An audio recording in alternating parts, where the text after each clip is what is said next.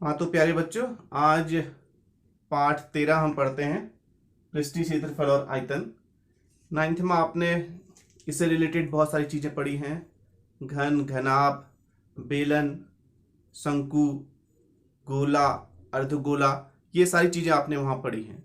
तो वो सारे के सारे फार्मूले यहाँ पर यूज होने वाले हैं। आप उन सभी फार्मूलाज को याद कर लीजिए, सभी सूत्रों को भली प्रकार से याद रखिए, क्योंकि उन सब का प्रयोग यहाँ होने वाला है।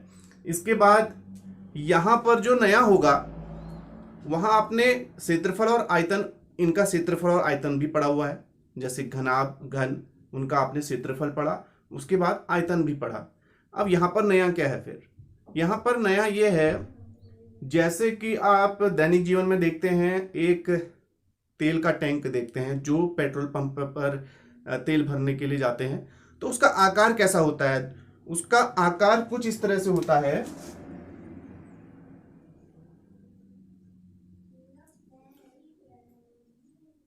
तो इस तरह के संयोजन का, अब यहां पर संयोजन हम कह रहे हैं, संयोजन शब्द को प्रयोग कर रहे हैं। संयोजन का मतलब है कि उसमें जो आधारभूत हमारे पास ठोस, जो हमने 9th में पढ़े हैं, वही घन, घनाभ, बेलन, शंकु, ये आधारभूत ठोस हैं। इनका संयोजन होके एक नया ठोस बनता है।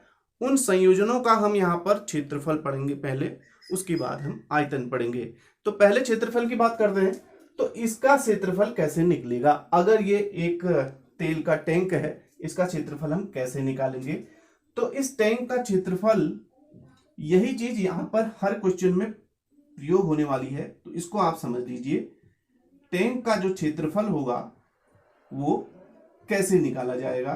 तो इसमें देखना पड़ेगा कि किन किन आधारभूत ठोसों के संयोजन से यह ठोस बना हुआ है। तो यहां पर आप दिखाई दे रहा है आपको एक अर्धगोला, एक अर्धगोला इधर के साइड, एक इधर के साइड, और बीच में जो आकृति आपको दिखाई दे रही है वो है बेलन। तो इसका मतलब है कि इस पूरे संयोजन का जो क्षेत्रफल होगा, उसमें एक अर्धगोले का पृष्ठीय क्षेत्रफल, वक्र पृष्ठीय क्षेत्रफल हम कह सकते हैं, प्लस बेलन का वक्र पृष्ठीय क्षेत्रफल,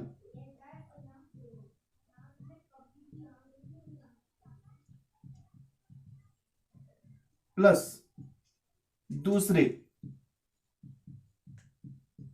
अर्धगोले का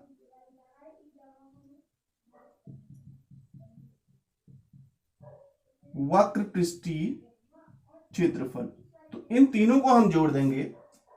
इसका वक्र पृष्ठीय क्षेत्रफल, एक अर्धगोला, बीच में बेलन का वक्र पृष्ठीय क्षेत्रफल, और फिर ये दूसरा अर्धगोला, इसका वक्र पृष्ठीय क्षेत्रफल, तीनों को जोड़ देंगे तो इस पूरे का, इस पूरे संयोजन का, अर्थात टैंक का क्षेत्रफल हम ज्ञात कर सकते हैं।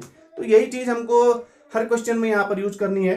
तो 13.1 प्रश्नावली जो होगी, उनमें वही सवाल है जिसमें बहुत सारे संयोजन हमको दिए हुए हैं। जैसे ऐसा भी हो सकता है, एक संयोजन, एक इस प्रकार का खिलौना आपके पास है और इस खिलौने का आपको निकालना है, और वो खिलौना इस प्रकार से हो। तो इस प्रकार के खिलौने हैं, इसका क्षेत्रफल कैसा होगा, कैसे इसको निकालेंगे? तो इसमें दो चीजें हैं, स्पष्ट रूप से दिखाई दे रही है आपको। नीचे अर्धगोला, अर्धगोले का क्षेत्रफल, प्लस शंकु का वक्र पृष्ठीय क्षेत्रफल।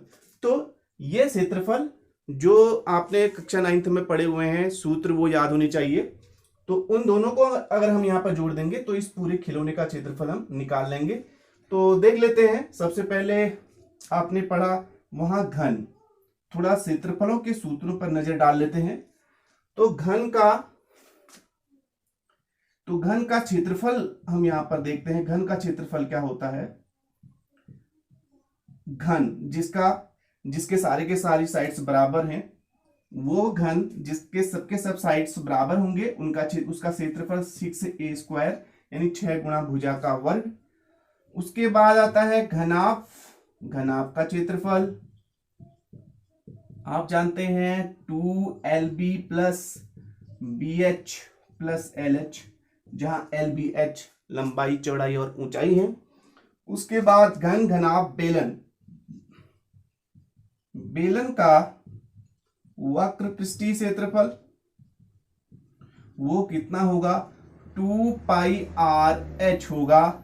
और इसका संपूर्ण पृष्ठीय क्षेत्रफल होगा, बेलन का संपूर्ण पृष्ठीय क्षेत्रफल अगर हम कहें तो उसमें आप जोड़ देते हैं दो वृत्ताकार भागों को भी, 2 pi R H plus 2 pi R square, pi R square जो दोनों साइड के उसके इस प्रकार से वृत्त के आकार के होंगे, एक नीचे होगा एक ऊपर होगा, इसलिए 2 पाई आर स्क्वायर इसमें ऐड कर देंगे बेलन के वक्र पृष्ठीय क्षेत्रफल में, तो संपूर्ण पृष्ठीय क्षेत्रफल हमको मिलेगा।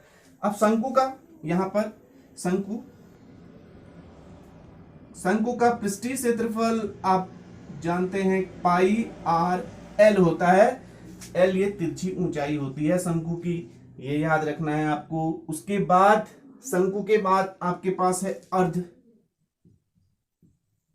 अर्धगोला। अर्धगोले का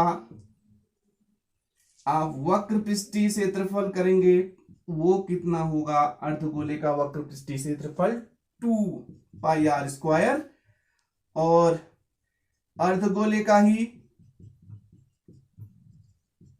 संपूर्ण पृष्ठीय क्षेत्रफल आप अगर निकालना चाहते हैं तो वो क्या होगा, वो हो जाएगा 3 पाई आर स्क्वायर।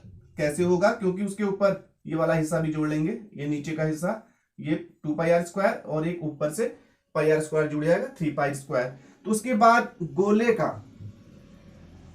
गोले का पृष्ठीय क्षेत्रफल, वक्र पृष्ठीय क्षेत्रफल कितना हो जाएगा, वो हो जाएगा 4 पाई आर स्क्वायर। तो ये है फार्मूले जो आपको याद होने चाहिए, 9th में आपने पढ़े हैं, इन सब का हम प्रयोग करेंगे। और इसके बाद 13.1 जो 13.1 प्रश्नावली है उनके क्वेश्चन को करते हैं। जो पहला क्वेश्चन है उसमें हमको दिया है एक घन जिसका आयतन है 64 घन सेंटीमीटर, उनको मिला करके एक घनाभ बनाया गया है, अर्थात संयोजन किया गया है, दो घनों का संयोजन किया गया है और उनको मिला के एक घनाभ जो बना, उस घनाभ का आपको निकालना है क्षेत्रफल। हम कैसे निकालते हैं, तो किस तरीके से फिगर उसका बनेगा, पहले हम यहां पर एक घन बना लेते हैं। घन आप जानते हैं सब के सब भुजाएं उसकी बराबर होंगी। वो किस प्रकार से मिलाया गया होगा, तो इस तरीके से मिलाया गया होगा वो घन, इस तरीके से। तो यहां पर अंतर क्या पड़ा, देखिए जो लंबाई होगी वो दुगनी होगी, यहां पर लंबाई दुगनी हो जाएगी अगर हम दो घनों को मिलाएंगे, और चौड़ाई और ऊंचाई वो उतनी ही रहेगी। तो सबसे पहले हम क्वेश्चन में आते हैं 13.1 क्वेश्चन नंबर 1। तो इसमें हमको आयतन दिया हुआ है, घन का आयतन बराबर 64 सेंटीमीटर की घात 3, कभी भी हो सेंटीमीटर की घात 3 होती है आयतन, क्षेत्रफल सेंटीमीटर का स्क्वायर होता है और लंबाई हमेशा सेंटीमीटर में होती है। तो यहां पर मान लेते हैं, माना घन की भुजा x सेंटीमीटर है, तब घन का आयतन क्या हो जाएगा, x की घात 3। जो प्रश्न के अनुसार हमको 64 दिया हुआ है, तो x की घात 3 को 64 के बराबर रख देंगे और इसका घनमूल हम निकालेंगे 64 का, तो वो हो जाएगा कितना, 64, 4 गुणा 4 गुणा 4, 4 चौको 16 चौको 64, तो इसको हम 4 लिखेंगे। तो घनमूल निकालेंगे, तीनों का पेयर बनाया जाता है घनमूल निकालने में, वर्गमूल में 2 का पेयर बनाया जाता है, तो 64 का घनमूल कुल मिला के 4 होगा। तो भुजा हमको यहां पर प्राप्त हो गई है, भुजा 4 सेंटीमीटर होगी जो घन हमको दिया हुआ है। अब यहां पर सिर्फ इसकी लंबाई में फर्क पड़ा, तो लंबाई यहां पर होगी 4 धन 4 बराबर 8 सेंटीमीटर, जो संयोजन से प्राप्त हमको घनाभ मिला है। तो घनाभ की जो लंबाई होगी वो कितनी हो जाएगी, 8 सेंटीमीटर, और घनाभ की जो चौड़ाई होगी b वो उतनी ही रहेगी 4 सेंटीमीटर, और घनाभ की ऊंचाई होगी वह भी 4 सेंटीमीटर ही रहेगी। तो घनाभ की चौड़ाई और ऊंचाई उतनी ही रहेगी, चौड़ाई और ऊंचाई, लेकिन जो लंबाई है वो दुगनी हो गई है। अब हमें क्या करना है, बहुत आसान है। अब इस घनाभ का हमको क्षेत्रफल निकालना है। तो घनाभ का क्षेत्रफल, ये आप जानते हैं घनाभ के क्षेत्रफल का सूत्र 2LB plus BH plus LH होता है। तो यहां पर हम रख देंगे वैल्यूज को, L की जगह पर 8, बाकी 4 इंटू 4 प्लस 8 इंटू 4, जहां भी L होगा वहां पर 8 आएगा, बाकी अन्य जगह पर 4।